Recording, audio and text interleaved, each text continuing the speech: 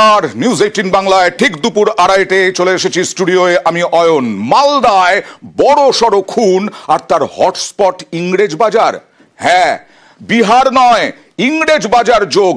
একেবারে ইংরেজ বাজারে বসেই চক্রান্ত এবং তারপরে 7 বারের কাউন্সিলর, সভাপতি, এক সময়ের জেলা সভাপতি, তাকে খুন করা হয়। সরাসরি চলে যাব প্রতিনিধি সেবকের কাছে, কারণ জানতে হবে মুখ্যমন্ত্রী ক্ষোভ প্রকাশ করেছিলেন সুপারের বিরুদ্ধে। কি নাম? প্রদীপ যাদব। তার বিরুদ্ধে এতদিন ধরে এই ঝুপড়িতে, মহানন্দা পল্লীতে এত কিছু হয়ে গেল, এত চক্রান্ত ষড়যন্ত্র হয়ে গেল, তারপরেও সেবক খবর পেল না পুলিশ।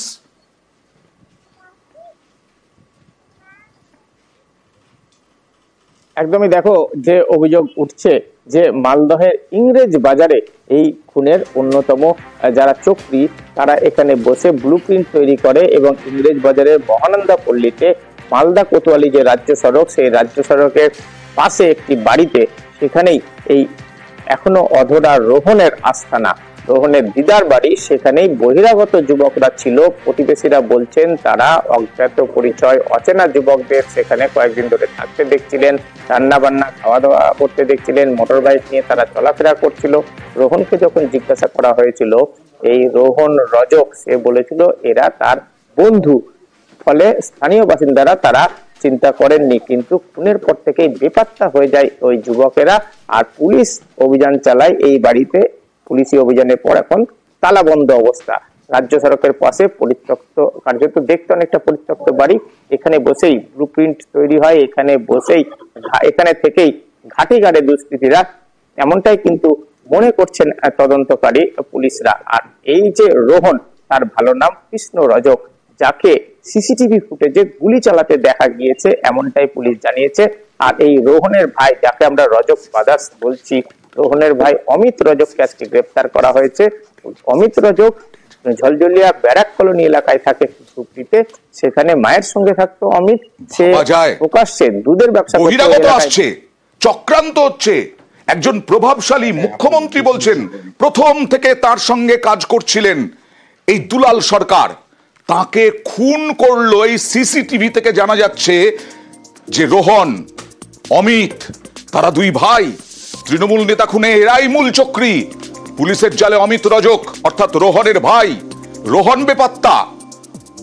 রোহনের আরেক নাম কৃষ্ণ।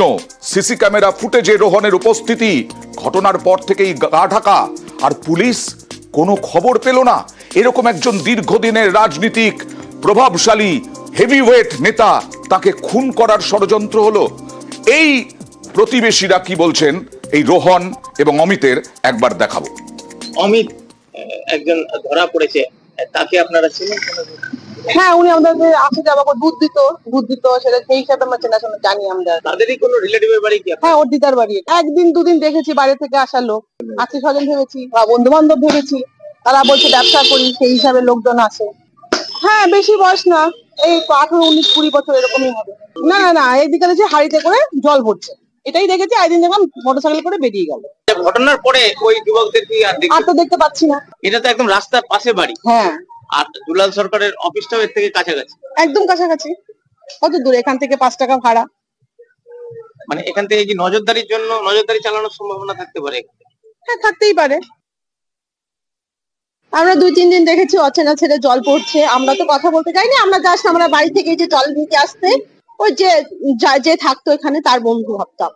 খালি ওর সাথে দেখা হলে বলতাম কে গো, বলে আমাদের বন্ধু। এটাই আমরা জানি। 3-4 দিন ধরে দেখছি এখানে রোদ্রু তাপায় বিরাজ করে।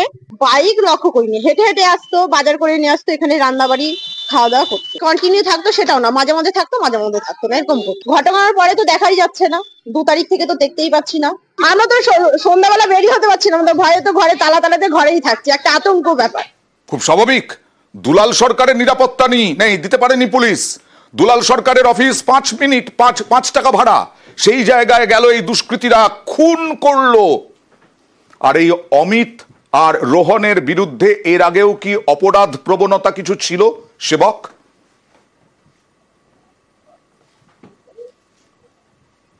একদমই। দেখো, আমরা যখন এই অমিতের বাড়িতে গেলাম, দুই ভাই দুই আলাদা বাড়িতে থাকেন, অমিত ঝুপড়িবাসী কার্যত, সেখানে যখন গেলাম প্রতিবেশীদের সূত্রে জানতে পারলাম এর বাড়ির অদূরেই সেখানে কিন্তু দিন 15 আগেও গুলি চলে। সেই সময় পুলিশ তদন্ত করেছিল।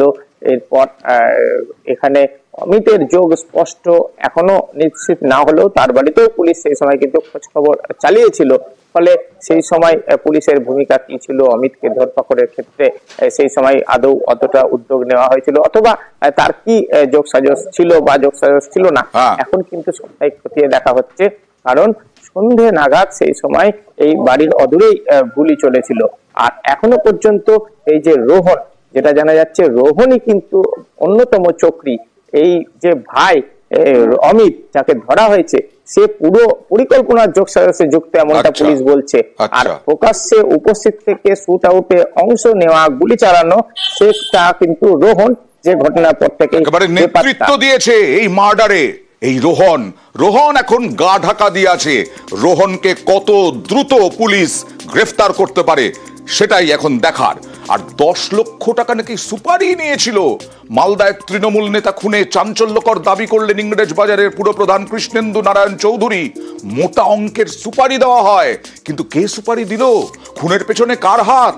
নিহত তৃণমূল নেতার স্ত্রী বলছেন বড়সড় চক্রান্ত।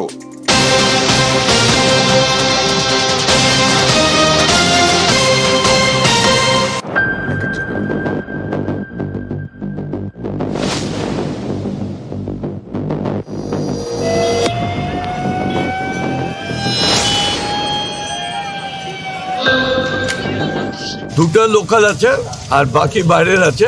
এটা অ্যারেস্ট করেছে যেটুকু শুনেছি। এর যে টিপস দিয়েছে 10 লক্ষ টাকা কন্ট্যাক্ট হয়েছিল। কারা করেছে এখনো বোঝা যাচ্ছে কারা, মানে এটা টাকা দিয়েছে, এটা এখন পুলিশ এনকোয়ারি করছে। অবশ্যই একটা বড় চক্রান্ত আছে, তার জন্যই এই ঘটনাটা ঘটেছে। এবং একাধিক জন, তারা তো নিশ্চয়ই বিশেষ কিছু জায়গা থেকে সেই সাহসটা পেয়েছে বা পেছন থেকে সেই সাহসটা দিয়েছে একাধিক জন। একজন বা দুজনের কাজ এটা নয়। আমার বিশ্বাস আছে মাননীয় মুখ্যমন্ত্রীর ওপরে এবং পুলিশের ওপরে সঠিক লোককে বেছে বার করবে এবং তাকে শাস্তি দেবে। বাইকে এসে হামলা, তারপর ধাওয়া করে পয়েন্ট ব্ল্যাঙ্ক রেঞ্জে পরপর গুলি। বৃহস্পতিবার সকালে এভাবেই খুন করা হয় মালদার হেভিওয়েট তৃণমূল নেতাকে। ইংরেজ বাজারের তৃণমূল কাউন্সিলর দুলাল সরকার, যিনি বেশি পরিচিত ছিলেন বাবলা নামে। পুলিশ তদন্তে জানতে পেরেছে রীতিমতো ছক কষে খুন করা হয় দুলালকে। কাজে লাগানো হয় সুপারি কিলার। তদন্তে নেমে সিসি ক্যামেরার ফুটেজকে হাতিয়ার করে পুলিশ। এরপরেই একের পর এক পুলিশের জালে। বৃহস্পতিবার বিকেলে গ্রেফতার করা হয় ইংরেজ বাজারের টিঙ্কু ঘোষ এবং বিহারের কাটিহারের বাসিন্দা মোহাম্মদ সামি আখতারকে। এই দুজনকে মালদা থেকে গ্রেফতার করে পুলিশ। পরে গভীর রাতে আব্দুল গনি নামে আরেকজনকে গ্রেফতার করা হয়। এই গনিও বিহারের কাটিহারের বাসিন্দা। দুষ্কৃতীরা চারিদিক দিয়ে আসছে, অন্য স্টেট থেকে আসছে, কিন্তু এর পেছনে মোটিভটা কি? হঠাৎ করে বিহার থেকে সেখানে গুলি চালালো কেন? এরই উত্তর খুঁজে বের করার চেষ্টা করছে পুলিশ। তদন্তকারীরা জানতে পেরেছেন বেশ কয়েকদিন ধরে তৃণমূল কাউন্সিলর দুলাল সরকারের গতিবিধি নজরে রাখছিল দুষ্কৃতীরা।